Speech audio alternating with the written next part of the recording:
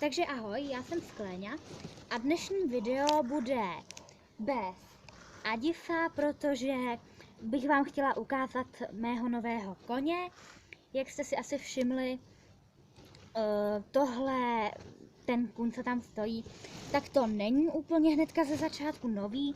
Je to Margot, která bude jakoby říkat, že prostě má nového koně a tak. A je tady Margot hlavně i proto, protože toho koně, kterého tady mám, je jejich hříbě. Někteří z vás možná už tuší, co to bude za koně.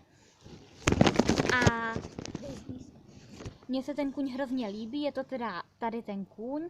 Je to Piškot, je to hříbě Margot a líbí se mi i proto, že má opět takto hrubou srst. Já vám ho tak tohle ještě ukážu zblízka. Vypadá teda takhle. Je to plemeno si opět nepamatuji, má bílý ocásek a konce nohou a je takový světle hnědý hodně a prostě přijde mi hrozně roztomilej, takže proto jsem si ho koupila.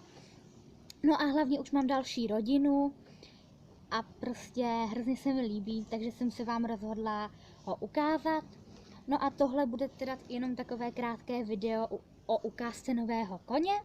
Já doufám, že se vám video líbilo. Pokud jo, tak můžete dát like nebo odběr na náš kanál. Můžete napsat nějaký komentář nebo napsat, co zlepšit, co se vám líbilo a co ne. A já se na vás budu těšit zase příště u nějakého dalšího videa, které by zase už mělo být s Áďou. Takže zatím ahoj!